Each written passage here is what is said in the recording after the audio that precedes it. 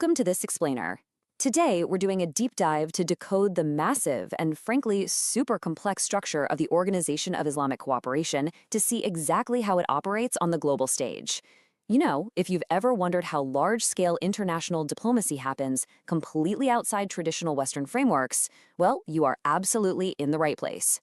We're going to map out the anatomy of this organization, and we'll explore how they tackle some of the world's most deeply rooted conflicts. All right, let's kick things off by just wrapping our heads around the staggering number 57. That is the number of member states that make up the Organization of Islamic Cooperation, or the OIC, and together, they represent roughly 1.6 billion people. Just to put that into perspective for a second, this makes the OIC the second largest intergovernmental organization in the entire world, sitting literally right behind the United Nations. It is a massive global footprint, and it gives the organization a very unique level of diplomatic and cultural leverage. So here is our roadmap for today. We'll start with 1, the second largest organization. Then 2, anatomy of the OIC. 3, the power of mediation. 4, successes in the field. 5, realpolitik and challenges. And finally, 6, the future of cooperation. Jumping right into section 1, the second largest organization, global scale and reach. You know, when an organization speaks for roughly 1.6 billion people across the globe, the rest of the players on the world stage absolutely have to take notice. In fact, this reach is so significant that back in 2006, the UN General Assembly actually passed a resolution specifically to encourage greater cooperation between the UN and the OIC. Why? Well, the UN recognized that the OIC has this built-in access and credibility in regions where traditional UN peacebuilding efforts might run into some serious resistance. They basically realized, hey, we need a partnership here. Now, the OIC didn't just spring up overnight in its current form, it's really evolved over time. It started with a foundational charter signed in Rabat, Morocco, back in 1969.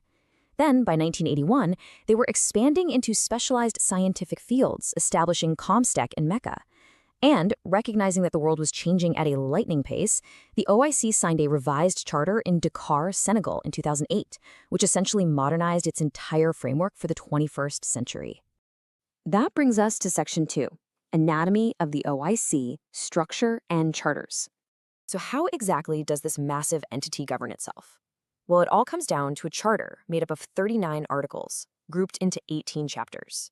This charter divides power among a few key organs. At the very top, the supreme authority, is the Islamic Summit, and that's attended by kings and heads of state.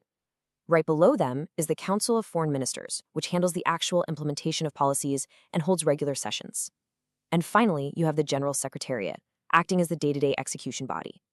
It's a highly structured hierarchy, completely designed to turn that high-level consensus into actionable policy. But here's the thing, it's not all just high-level political summits, right? They also have specialized branches. A really vital one is COMSTEC, the Standing Committee for Scientific and Technological Cooperation, which was set up in 1981. Their objectives are super practical.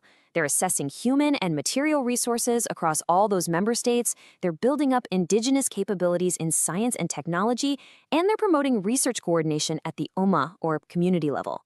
And this isn't just theoretical cooperation. It actually yields some highly tangible results. Consider the number 48. That's the number of different libraries across OIC member states, from Jordan and Pakistan all the way to Senegal and Indonesia, that were successfully networked together.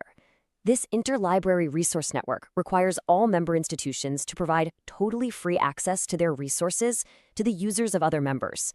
It is just a fantastic example of using the organization's immense scale to build practical, educational bridges. All right, Section 3, the power of mediation, a unique approach to peace.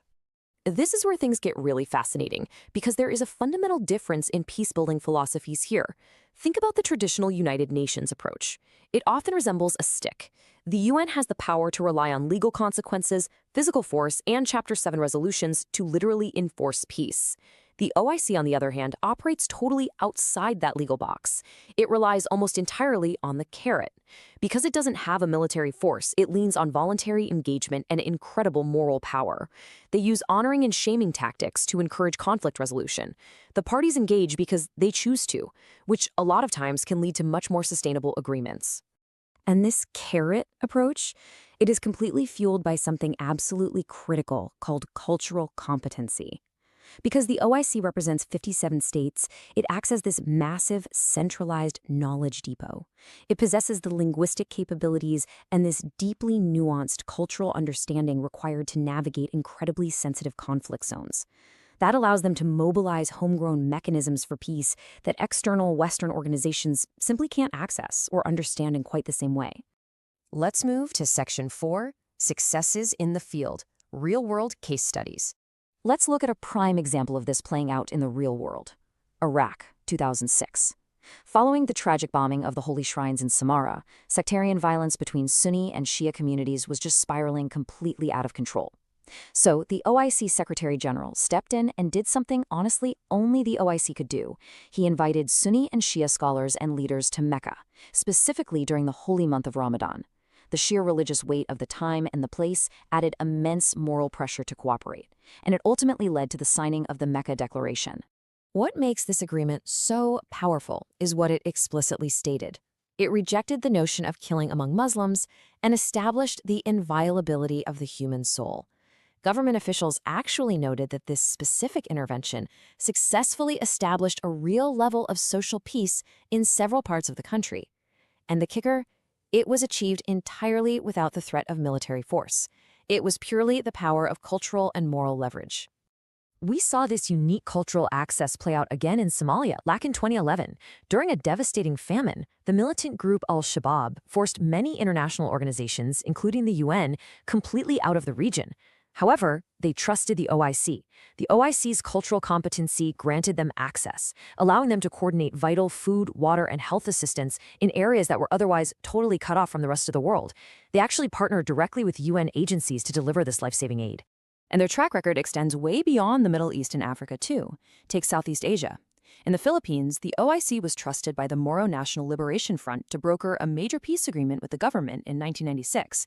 And in Thailand in 2006, the OIC's diplomatic engagement and cultural assessment helped shift the Thai government's approach to its Muslim minority in the south, moving them away from military force and towards constructive dialogue and apology.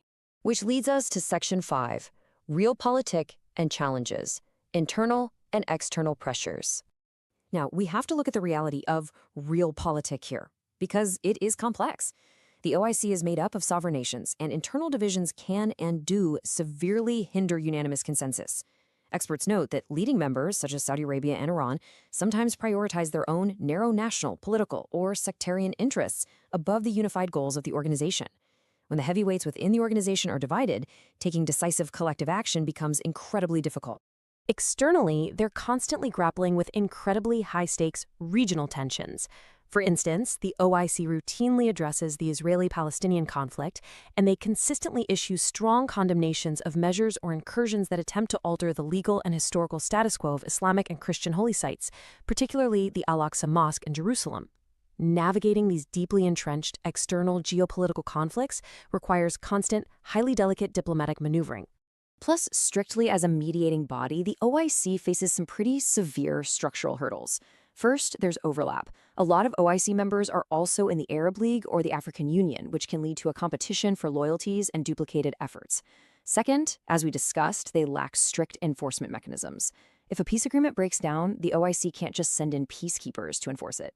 And finally, requiring unanimous political will to act can often paralyze the organization entirely during fast-moving crises.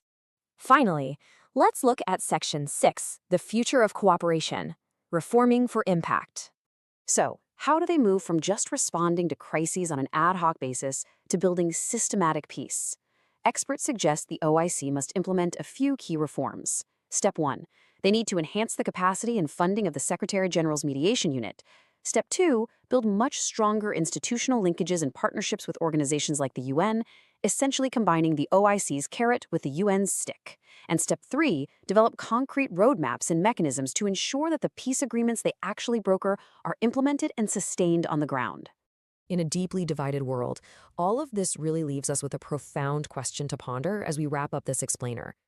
As traditional international bodies struggle to maintain peace, are culturally fluent, morally anchored organizations like the OIC the true key to global stability outside traditional Western frameworks?